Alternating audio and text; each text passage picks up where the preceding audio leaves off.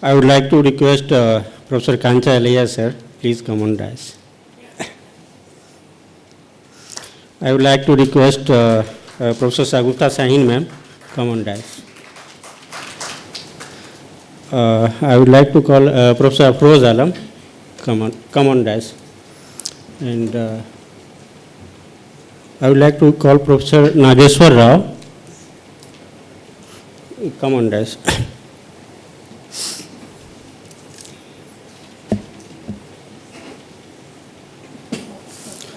With the permission of chair, I start the valedictory session.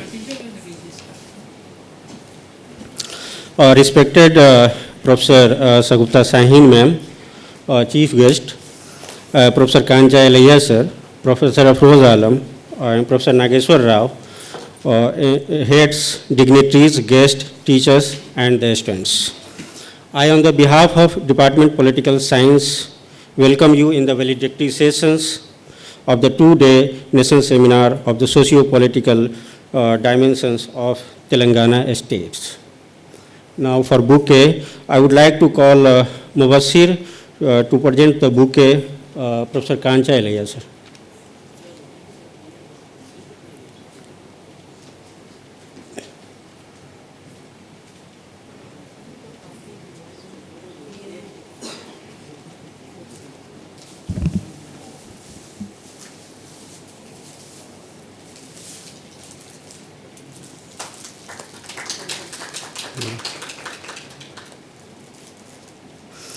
Now I would like to call Yasmin to present the bouquet, Professor Sagupta Sahin, ma'am.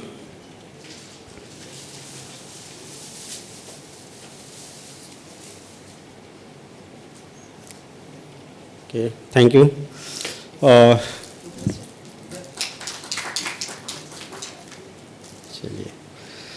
So now I invite Professor Nageshwar Rao, sir, for welcome address. Please come.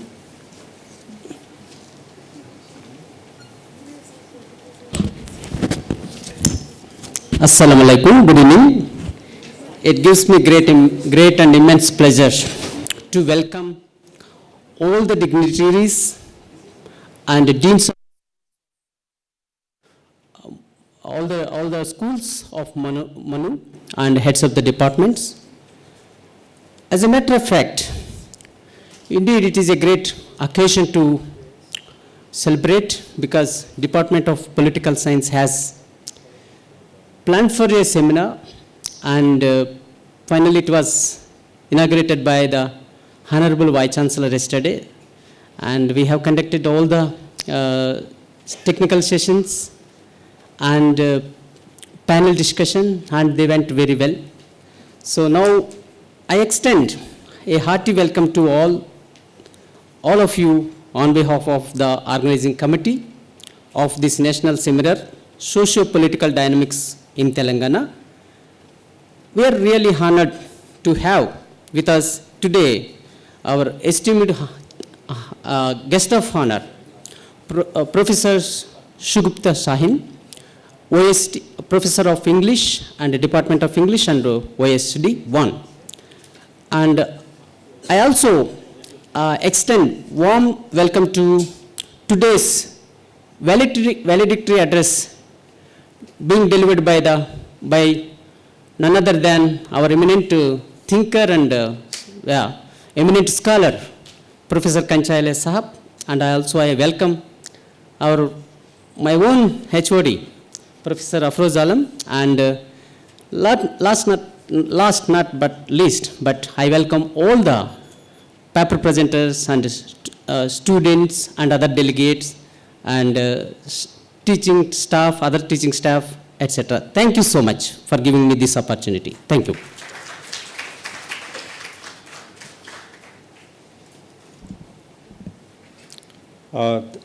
Thank you, sir. Now I request Professor Afroz Alam, our dynamic head of the Department of Political Science, for seminar report.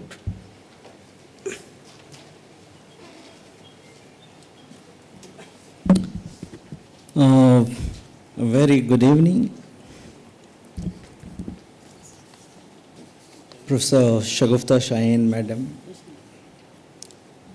our own, a very own, an organic scholar, Professor Kancha Layasa,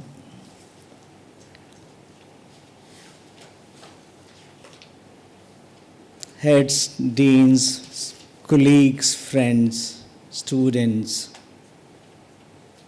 sitting off the dais. My task is easier because once all the task is over, I am simply here to tell you that how many presentations were being made in how many sessions. So nothing controversial except stating the states that there were around 45 papers. In the last 2 days, 5 technical sessions, and back with inaugural and valedictory have taken place. The scholars from across India were talking about Telangana. So the people sitting in Bangalore, in Aligarh, in Delhi were speaking about Telangana. Telangana has achieved that much of traction in national sphere. The purpose of this seminar was to explore the different nuances of Telangana, including social, political, and economic. And the other aspect was of the sensibilities of the country, because the elections are due in a month. So the task of the seminar was to make you informed, even if while going to and interacting with the people in this state, you will have issues in mind, debated and deliberated in this seminar, that what is more irrelevant in the state politics. So on the one side, there were scholars arguing for democratic deficit in the state. On the other sides, there were papers talking about democratic dividends in the state. Some people were bringing the cultural heritage of Telangana, loaded with Telangana agitation movement, that how it was heterogeneous, how that different class of people joined together for Telangana. On the other side, there were scholars who were critiquing it as well. There were regional issues in some papers more prominently figuring in, and there were national aspects playing a role in the domestic politics of Telangana were also being discussed. There were certain scholars who were auditing the schemes of Telangana government, saying it is more populist than being actually delivering on the ground. On the other hand, there were also scholars backed with data saying that it is one of the best government coming out with welfare measures of the people.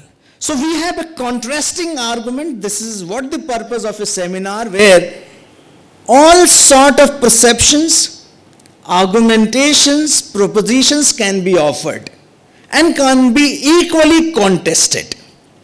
So we cannot make an opinion about this or that. Rather, we can have an informed opinion that where the present government gone wrong and what it has achieved in the last 10 years. So both the ways,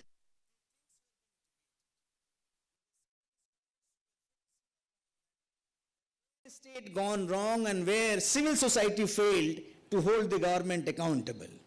And in what ways the people of Telangana were being silenced for which we have already debated on. So it was an interesting discussions in the last 2 days, and I was so happy that a blend of young and old minds joined together debating this hot topic, and I'm sure that those who were in the audience part may develop their own propositions and will have lot of takeaways and write their own papers. And those who are doing PhD on on Telangana politics, it will add value to their discourse in their writings. So it was a quite interesting 2 days. We are ending up, and but our university these days is known for academic vibrancy. Each department in our campus is having something or the other to offer you intellectually and stimulate your mind and ideas. So we are truly, in the right sense of the term, in the university, debating all those trends and topics. This is what I wanted to say. And finally, I want to thank each one of you who had found certain time for understanding the Telangana politics offered by the different scholars. Thank you for joining us. Thank you, the panelists. Thank you.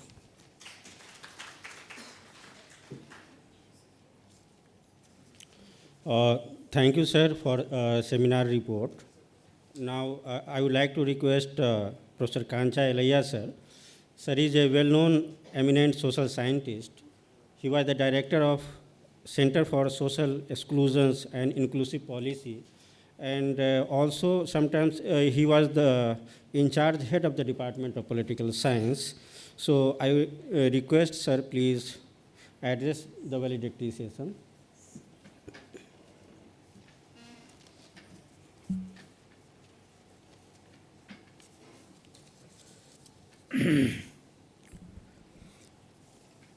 Professor Shagupta Sahin, formerly, it was known as Pro-Vice Chancellor position. Now it is OSD 1. I think there is OSD 2 as well, I say. So my friend Afroz Alam, and also my, recently Nageshwar was my colleague, and I wanted him to be seen as a professor here, which he has become now. So actually he told me, sir, you are coming for a lunch for my professorship. Then he said, you have to give a valedictory address.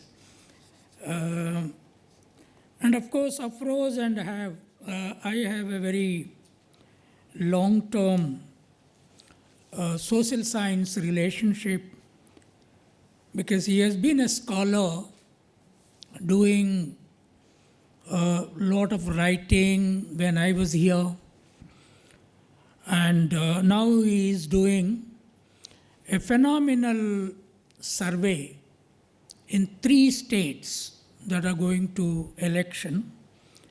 And more significantly, he has traveled quite extensively in Telangana and doing very concrete survey based on multi-dimensional data mobilization. Now, you are now discussing Telangana question at a time when, after the bifurcation, the 3rd election is going to take place. Now, this election in Telangana will also give a different indication if the government that is ruling for 10 years here, if changes. If it does not change, there is going to be another kind of direction, electoral direction, that this state is going to give to the rest of the 3 states that are going to have election, and later on the national election. Now, what is the socio-political location of Telangana?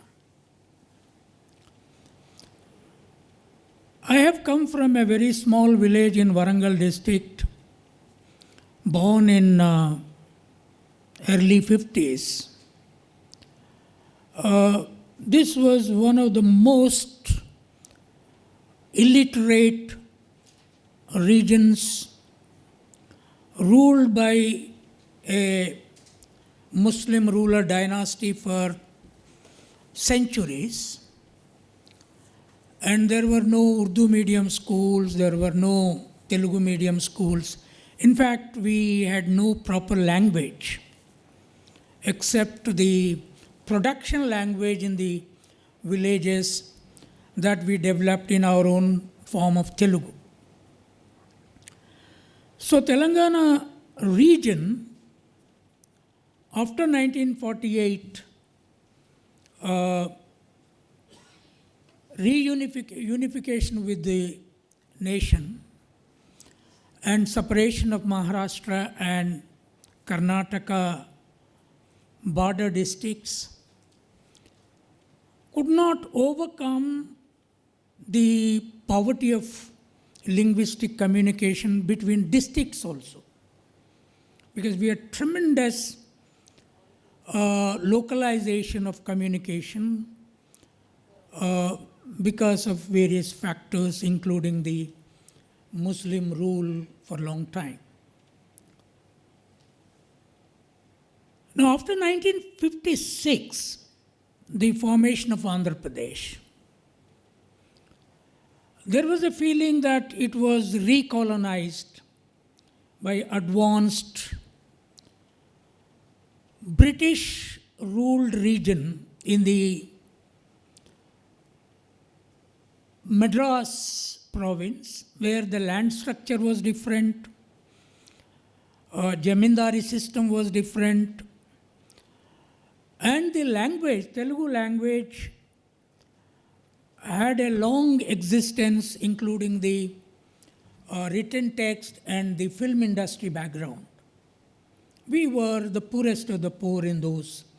So it was considered to be a colonized thing within the Telugu domain. Now, long struggles took place. In 1969, when I was in class 11th in Narsampet, which is very, very backward taluka, forest-based taluka, we had an anti-Andhra agitation. For almost 1 year, we lost one academic year. Then, of course, it subsided. In 72, again, we had Andhra agitation. They asked for separation. And again in 1995, again the light of re-separation of Telangana movement started. My close friend Gaddar, I don't know how many of you heard, he died recently. He and I and many of my friends, we were in the first, second phase of Telangana movement in 95. And because of that, he was shot by Chandrababu Naidu government in 1997. 6 bullets entered into his body. 5 bullets were removed. One got stuck between the heart and the spine, which was assessed that if that bullet is removed, he will die. So he survived with that bullet for 26 years. Not even in First World War, Second World War, or Pakistan War, Bangladesh War, no soldier survived with 6 bullets in the body. That was for Telangana only. And he finally took Buddhism and died. His bullet and his body were buried. I wanted it to be buried because that would be a testimony for future history as a fossil. Now Telangana came. I was opposed to bifurcation in the second term because this still remained a greatest feudal region where schools were not allowed to function by the landlords, with a simple reason: if rural SC, ST, OBCs go to school, who will work our lands? Who will be our, what we call Jeetagallu, the local labor? I was one among them at that time. So, from there to today, what is Telangana social structure? Yes, we had a massive street fight consciousness for 3 decades. One, Telangana armed struggle in 1946 to 48 and 50. Number of people died. Then it subsided, Telangana movement came. Then came the Naxalite movement, in which I was one of the student activities. I almost was about to go underground, leaving my job in Osmania. But it was the ill health of my brother who educated me, who was dying, so that kept me outside, and that made me director of the the center of this university. Otherwise, I would have been shot dead in an encounter long time back. So, in this process, one of the recent aspects of Telangana in the last Telangana movement is Telangana movement closed down colleges, universities completely, no education. From then to now, no class runs in the biggest, so-called best university in Osmania now. Students don't come. Teachers can't teach. That's the problem. In other universities, district universities and other things, nothing is happening. But at the same time, separate Telangana happened in spite of my opposition or anybody's wish or thing. A new form of governance began. Now, at one level I could say that though I thought that if bifurcation happens, the sea coast is gone away from us, the rich coastal investments in Hyderabad would go, Krishna, Godavari, and Nelluru economy that was invested here would go,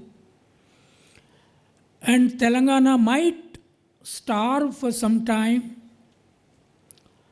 That took a different shape. Hyderabad, I thought, would be much population less. No high-rise buildings may sustain. But that took a different course. After bifurcation, all the neo-monopoly capitalists of India are investing in Hyderabad. The indication is, if you go to Hyderabad airport now, early morning, you will have to wait in the queue to enter for 1 hour. Massive population. And in that queues who fly, there are not even 5% Telanganites. It is Mumbai, Marwadi economy from all over. And all this region is bought by high-end capitalist investments because of the safety of the region. It's now settled. Now, what happened in terms of governance? Irrigation improved. I think Afroz must have seen that I know district and district, taluka. I was a civil rights activist. We used to go from police station to police station in 80s and 90s. Mahbub Nagar, there were once, in 1 week, 100 starvation deaths took place in Mahbub Nagar, Kolhapur. So I had filed a report at that time, and we started feeding centers as well. Now irrigation improved, and Andhra Pradesh, Telangana, after bifurcation, adopted Tamil Nadu model of welfare. And today, the welfare economy of the regional parties, starting with Tamil Nadu and then after Jagan Mohan Reddy and Chandrababu Naidu in Andhra Pradesh and Telangana, are no match to there is no match to this welfare investment in any other state. Bengal doesn't match. And even Karnataka doesn't match. Now, there is an intellectual discourse going on, even in Supreme Court, that this kind of welfare doling is not good for democracy. But I was thinking that there is a lot of feudal money with our feudal lords, and they will contest for election. This is the only time the poor will get money from them. Therefore, the welfare dose has to be pushed and pushed and pushed. One vote should be bought for 20 to 30,000. Let them spend. That is the only time these people go and give money. Then the question arises, will they not re-earn that money through the state? That's the question. They will. But how to stop that re-earning is one process. Now, as a result, what is the Telangana economic status? The data shows that because of the rise of investment from the global software technologies, Telangana state is said to have highest amount of GDP growth. Now, of course, I think we have to assess whether it is true. And it is also said that the per capita income of Telangana state is higher than Tamil Nadu and Gujarat. This has to be examined, whether it is true or not.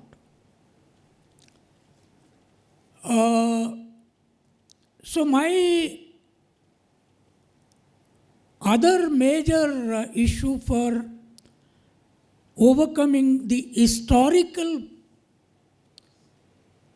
illiteracy and the global connectivity to Telangana region is that all schools must be converted into English medium in government sector by dismantling the private educational institutions, so where they should not have any student intake from the masses, the poor or the middle class. They should send to government. And government schools and colleges should become more creative than the private institutions. Because you know that during N.T. Ramarao's and Chandrababu Naidu's period, it is known as Kamma Private Educational Hub. Sri Chaitanya, Narayana, and so on and so forth. Now, the same Kamma private sector is here. And one of the problems here was the Muslim population. The Muslim conservatism and its anti-English, along with the same Brahmins who were educating their children in English medium for themselves, opposing English medium in government schools. The Muslim elite in Hyderabad were educating their own children in private English medium school, were opposing English medium to poor Muslims. So madrasa was their destiny. Because I was writing for last 30 years, facing all opposition from all Brahmin intellectuals, including Hargopal, who came yesterday. He was opposed to English medium in government schools, but he put his own two children in best English medium schools, Both of them are in central government universities as professors. Now, this was intellectual hypocrisy up to the bottom of Brahmanism of India. This was with JNU professors. And I found this with Aligarh professors as well. I met them the other day. They don't want masses to be educated in English. They will become westernized. The control of, these classes will go. But I broke by writing and speaking in TV channels. Jagan Mohan Reddy started all English medium schools. And then 2 programs, welfare programs he initiated. They are now breaking the back of even the central government, which is for mother tongue in the rural areas, for father tongue in the high-tech Adani schools. What is father tongue? English is father tongue. Telugu, Tamil, Malayalam, Urdu is mother tongue because it is in the kitchen. And while feeding, the breastfeeding, mother talks to child in that tongue. But I said, what is the tongue in the airports, Indian airports? Which is mother tongue in Indian airports? I know I travel in airports, all of us travel. Luckily, Maulana travels more than Usmania. It's a central university. In all big Indian airports, English is mother tongue. See at the time of checking in and talking to the children. So, Jagan Mohan Reddy introduced 2 money transfer schemes. One is called Amma Odi. Do you understand this Telugu padam? Amma Odi is mother lap. So every school-going child's mother will get 15,000 rupees into mother's account, because if money is sent into father's account, they will drink and waste. I don't know whether this problem is there in Muslim society. Father drinking. No drinking in Muslim society. I am not sure. There is. There is some may not drink. Those who are really afraid of Allah may not drink. But all are not really afraid of Allah. They will only say Allah. There is a problem there too. And then those who go to college, the college-going child's mother will get 20,000 for mother's account. And that has changed the rural market spending. Now, the GDP has gone up. So what I found is, if high-end investment in the real estate or elsewhere is done, the big real estate owners or big company owners keep some money in the bank. They send some money to the European banks or American banks or Swiss banks. Some money will go into the market. But if the money is transferred to the accounts of the poorest of the poor, it is spent in the markets.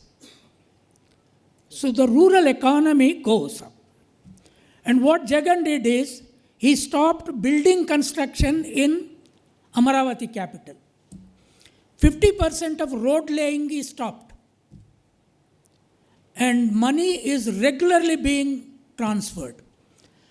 Chandrasekhar Rao transferred money for every year 10,000 per acre into farmer's account. And imagine 10,000 rupees for every farmer. My own brother has 10 acres in the village. He gets 1 lakh rupees per year, and it is spent on agricultural needs and family needs. And then he has given Kalyan Lakshmi, that has some major damaging effect as well. Because this Kalyan Lakshmi is meant for marriage. Withdraw children from schools and marry, get Kalyan Lakshmi money. This is not like Jagan program. This is a KCR marriage program, not education program. He has started sheep distribution. 21 sheep for every shepherd family, my own caste. And what is the mechanism? 30,000 you have to deposit, 1,20,000 government will give, and for that 1,20,000 plus 30, 1,50,000, 21 sheep will be bought, 1 male, 20 female. So half of my caste got such 21 sheep in the first term. Then what did we see? We found from the shepherd community, 30% of the school-going children were removed from school, they were put behind sheep. Then we worked out a mechanism with my own friends who are in the sheep organizations. I called my friends, we have to put back our children into schools, what to do? Then we found out a best mechanism, let them sell these sheep immediately. And in some cases, they bought from the same person, sold to the same person there. And the differential money was 50,000 rupees profit. 40 to 50,000. So our caste people said, yeah, at least we are getting 50,000 free, let it continue. And they will definitely vote KCR this time. Then there is a fish program. See, fish, you know, there is a Mudaraja community. Do you know, those only communities catch this fish. So free fish is put into the tanks and all resources. They have the right. And then the Taddy Tappers program. So these are some of the, now there is a artisanal program also. So one of the schemes is, then I went on writing, I wanted both BJP and Congress to compete with such welfare schemes across India with English medium in government schools. And let me tell you, my assumption is, if all children of India study in English medium up to 12th class, communalism will die 80%. 80% communalism will die in the schools only. And no party can be communal thereafter. But parties don't want this. This is a problem. And KCR opened 120 residential schools for Muslims. Girls were not being sent. Now they are full. There is a competition. Entrance test. There is, I found out the other day, 1:5 applications from girls, Muslim girls. So this welfare is happening. And then Congress came out with a new program of welfare, 6-point welfare. But they don't have educational welfare program as I expected. So I wanted the democracy to compete in maximum investment in welfare of the people and change the market economy and then education. So Telangana is certainly in the course of transformation. And the universities like this should cooperate by reforming Muslim community to join the campaign of complete English medium education and other education at home. If you want to have Urdu, madrasa education at home. But for public and their future living, if Muslims don't compete with Dalits, OBCs in this battle, you will be backward after 30 years in unimaginable way. So let us make Telangana a model. See, we should not be spectator intellectuals, or we should not be salary drawing intellectuals, always afraid of any criticism or anything that comes. Intellectual should always face challenge. It doesn't matter if few people lose jobs. society has to change. And all of us now, we thought, we are regularly debating with all the parties, we will push the welfare agenda to a maximum extent. Now Congress promised every mandal one international English medium school. But that is not enough. All government schools are now said so-called English medium. I suggested them when they asked me, give 20,000 to every mother account for school, 25,000 to college. Let government money go into poor people's accounts. Let the banks fill. And let the MLAs become poorest, doesn't matter. They should have no money to spend in elections. And then, no money to spend by any candidate, then election expenditure distribution will come down. So you have to increase the demand of voter to such an extent that nobody should match that demand.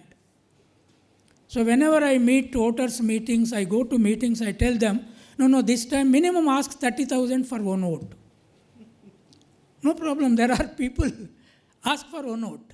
Take from both and go and decide and vote where you want to vote.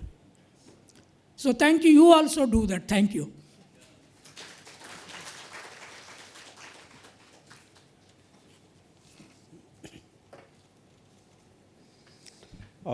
Thank you, sir. Now I would like to request Professor Sagupta Sahin ma'am for the presidential remarks. Professor Sagupta Sahin ma'am is head of the Department of English and OSD1 of the university. Please come, ma'am, and for the presidential remarks.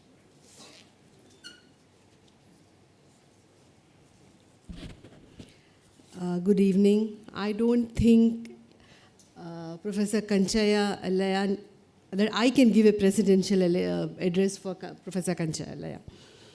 Because he's, in stature, he's too big a figure to be, I think, as given a presidential address. I think Professor Afroz Alam had called him our very own. And I think I'm also included in that because I have known Professor Kanchaya Alaya from my Osmania days.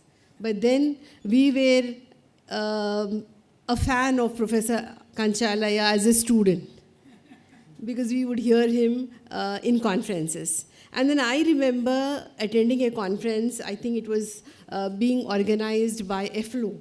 And then we were very, very naive then, we were young, we didn't know much about politics. The kind of upbringing also we had was very, very protected.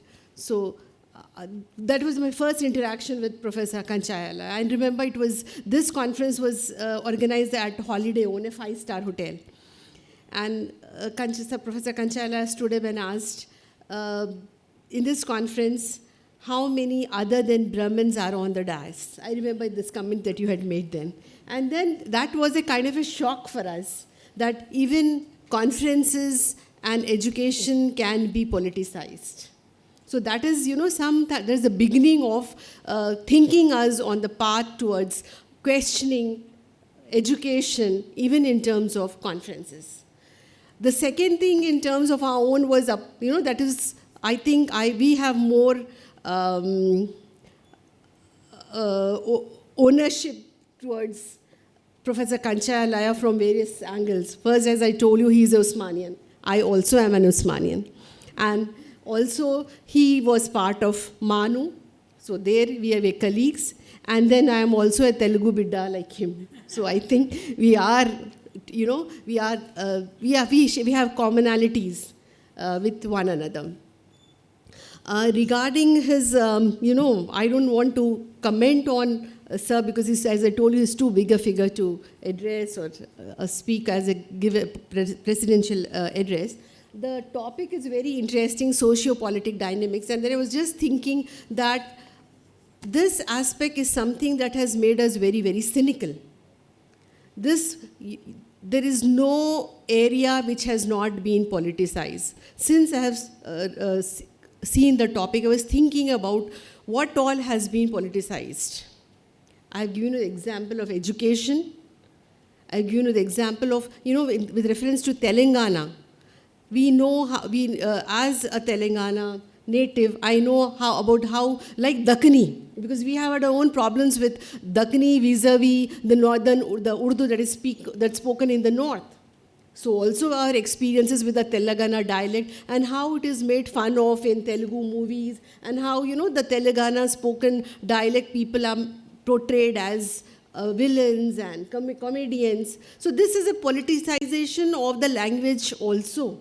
When we are talking about society and politicization, that is where, we see how language is politicized, how education is politicized, how architecture is politicized. Because we see, whenever I cross that, what is that, I think it is Necklace Road. When you see that, I don't know whether it is a teardrop, whether it is a flame, to mark the martyrs of Telangana. I think even sacrifices are being politicized there. Just by constructing a very horrible, I don't know what material also is used there, but it's so very, it is an eyesore to that whole area. It's before Secretariat. Yes, it's an eyesore. And, the apathy towards preservation of buildings which are reminiscent of a culture which you are against. So you have a case of Usmania Hospital, you have a case of this rebuilding of the Secretariat and wasting so much of money on this construction of the Secretariat. So politicization of architecture, politicization of language, politicizing of culture. Everything, you find that even our cultural festivals are also being politicized. So what is left not to be politicized at all? Everything. Your welfare schemes. That is what, there is so much of cynicism everywhere, because the welfare scheme, like sir was saying just now, in terms of educating the minorities and the Shadi Mubarak schemes or the Kalyani scheme, okay? Whether they really mean it for the upgrading of the community or whether it's a political gimmick, we don't know. What is real? Even this, whether this charity or welfare is also meant for the improvement of society, or they are also just political propaganda. Class, yes, sir has given an example again about the Kamma community. Okay, even that in terms of businesses which are politicized, our history. One example I just give you: Integration Day, Liberation Day. History is politicized. Everything, there is no aspect of society which is being left untouched by these politicians. So we need to really think about what kind of a change that we can bring, which will have nothing to do with politics. There is a certain, these are certain aspects that I wanted to bring to your notice, and I congratulate the Political Studies Department for this very, I'm sure it was been very enriching. It's very, very current, because we are all getting caught up in this whole hangama of elections. So I think it is at a very opportune time that you have had this conference, and I hope there were many important discussions and debates that might have happened during these, which will help us to think and cast our vote as very sensible and responsible citizens. Thank you.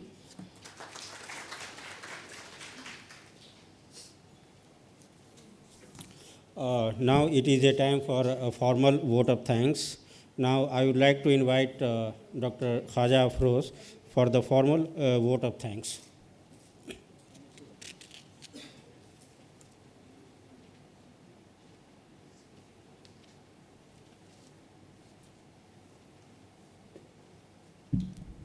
Assalamu alaikum, namaste, good evening, all of you. It's a great privilege for me to be part of such a wonderful program, and you have 2 days listen each and everyone very patiently. Thank you, all of you. I'm not well versed for this formal thanksgiving, but I will talk with my heart what I feel. in 2 days in engagement with this academic deliberations. I first formally heartfelt thanks to my VC, our VC, a dynamic VC, which have provided such a wonderful academic environment within a university and giving each and every program grace for success. And we have witnessed this in every program around the universities. So we have very fortunate enough such a Vice Chancellor we have in our times. I also extend my thanks to our Registrar Professor Istiaq Sahab for very providing a hassle-free administrative approach in terms of administrative whenever it's required, he is there. So I also, we are very fortunate enough to having such a administrative as well academic combination of Vice Chancellor and Registrar.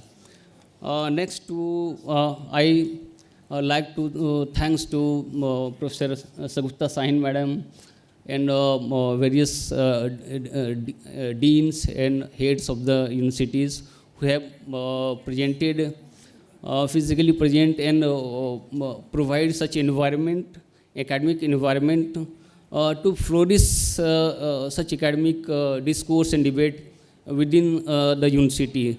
Thank you all of you. For the Professor Kancha Elayya, what I can say, I have no words to explain about him, but when I was a graduate student, I have got his books, The Buffalo Nationalism.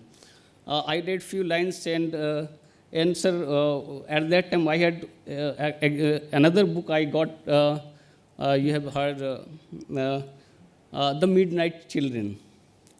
Both books were very much inspiring in their sense of their domain. One of my relatives was very much at that time intellectual understanding. He said plainly, don't touch this book, Midnight Children, it will corrupt or pollute your iman. So I was going through a few lines, but a few pages, but it not, I could not grasp much more. But sir, when I read your book, it's spark enthusiasm or through late night I read that book. Once I finish your book, could not reach to anyone or any place. So that book first inspired me inside the understanding of academic debate or discourse about the understanding or looking other side of society. Like before that we have said that MNC Srinivas or C.S. Gurye to understand Indian society. But your, sir, it was a foundation for me to read your book and start from that journey. And later I see you physically, after 1 decade later I see you physically. So a professor or intellectual is who his writing reached before his physical appearance. So we have very much inspiration from you, and I'm sure you believe and agree with me that according to Marx, Marx said the philosophers have interpreted the world in various ways. The point, however, is to change it. So there is many philosophers who have said about state, politics, and society, and given their philosophical interpretation and theories. But here we see the Professor Kancha Elayya, sir. He has philosophy, he has a theory, and that is going to change in society. And he's doing continuously inspirational for our academic fraternity. All of us, we can learn from him.